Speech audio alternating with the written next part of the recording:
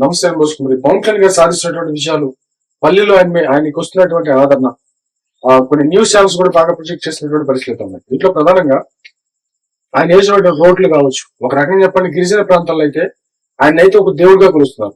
ఒక రకంగా చెప్పాలంటే ఈ 5 సంవత్సరాల్లో ఇదే విధంగా వెళ్తే ఆయన గిరిజన ప్రాంతాల్లో గుడులు కట్టినా కూడా ఆశ్చర్యపడాల్సిన అవసరం లేదు. అంటే ఒక రకంగా చెప్పండి, మీకు సింపుల్ లెక్క చెప్తాను.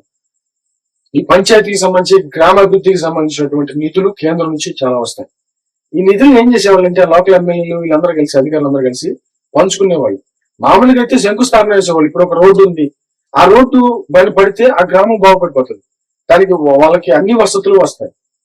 అంటే రవాణా వసతి వచ్చిందంటే ఆటోమేటిక్ మిగతా వచ్చేసినట్టే. అంబులెన్స్లు కానీ అన్ని వచ్చేస్తాయి, చదువులు గీదులు అన్ని వచ్చేస్తాయి. కాబట్టి మెయిన్ ఆ గ్రామ అభివృద్ధికి ప్రధానంగా ఏంటంటే రోడ్డే మెయిన్. రోడ్లు పర్ఫెక్ట్ గా ఉన్న చోట ఆటోమేటిక్ గా అభివృద్ధి జరిగిపోతుంది, పనులు స్పీడ్ అవుతాయి. ఆటోమేటిక్ గా మనం ఒక గుంతల రోడ్లో ఒక 5 కిలోమీటర్లు ప్రయాణించాలంటే కొన్ని గంటల టైం పడుతుంది గుంతల రోడ్లు. అదే మామూలుగా బాగా సాఫీగా ఉన్న నీట్గా ఉన్నటువంటి రోడ్లు 5 నిమిషాలు, బాగా బండి అయితే 5 నిమిషాలు 6 నిమిషాల కంటే ఎక్కువ టైం పడుతుంది 5 కిలోమీటర్లు. కాబట్టి ఎంత గంట బట్టి అది ఒక 5-6 నిమిషాలు అయిపోతుంది. అంటే ఎంత టైం సేవ్ అవుతుంది చూడండి. కాబట్టి అభివృద్ధికి మార్గం ఏంటంటే రోడ్లే.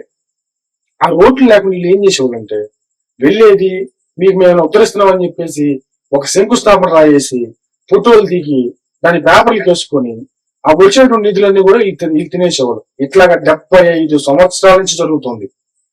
ప్రతి గిరిజన ప్రాంతంలో అంతే, ప్రతి గిరిజన విధానం అంతే. ఎవరన్నా మధ్యలో వచ్చినటువంటి ఆ మంచి వాళ్ళు ఏమన్నా కొద్ది గొప్ప చిన్న చిన్న పనులు చేసినటువంటి వాళ్ళే. కానీ శాశ్వతమైన పరిష్కారం అసలు పట్టించుకునేది ఎవరు? కొన్ని కిలోమీటర్ల పాటు ఈ రోజు కూడా కొండలెక్కి దిగేటువంటి పరిస్థితులు ఉంది. ఆ పరిస్థితులన్నీ చెక్ పెడుతూ 100 కోట్ల రూపాయలు, 1000 కోట్ల రూపాయలు వాళ్ళకి నిధులు, వాళ్ళకి కేంద్రం కేటాయించినటువంటి ప్రతి పైసాని వాళ్ళ కోసమే ఖర్చు చేస్తారు పవన్ కళ్యాణ్ గారు. అంతే, ఇంకేం లేదు. ఒక రకంగా చెప్పాలంటే అంబులెన్స్లు వెళ్ళిపోతున్నాయి, కరెంట్లు వెళ్ళిపోతున్నాయి, చదువులు వెళ్ళిపోతున్నాయి, అన్ని వెళ్ళిపోతున్నాయి. ఆటోమేటిక్ వాళ్ళు కష్టాలు పెడుతున్నాయి. ఒక రకంగా చెప్పాలంటే మా పెద్ద కొడుకు అనేటువంటి విధంగా అక్కడ తల్లులు అందరూ చెప్తున్నారు.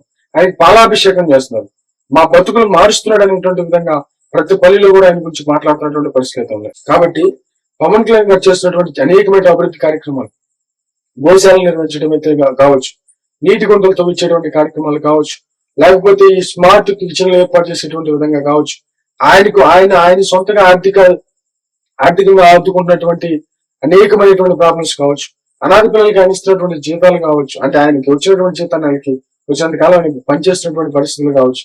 ప్లస్ అది కూడా కాకుండా జలజీవన ప్రాజెక్టులు, అంటే 75 సంవత్సరాల స్వతంత్ర భారతంలో లేనటువంటి ఒక గొప్ప ప్రాజెక్ట్. అంటే ఇంతవరకు ఎవరు ఏమి చేయలేనటువంటి వాటిని ఈయన కదిలించి చేయడంతో విపరీతంగా దేశమంతా కూడా ప్రఖ్యాతిగా ఆయన పేరు గాంచుతున్నటువంటి పరిస్థితి అయితే కనబడుతుంది. అంటే ఇప్పుడు చివరికి ఏ పల్లికి వెళ్ళినా కూడా మాక్సిమం పవన్ కళ్యాణ్ గారి గురించే మాట్లాడుతున్నారు తప్ప ఇంకోటి కాదు. మరేమి దేశం.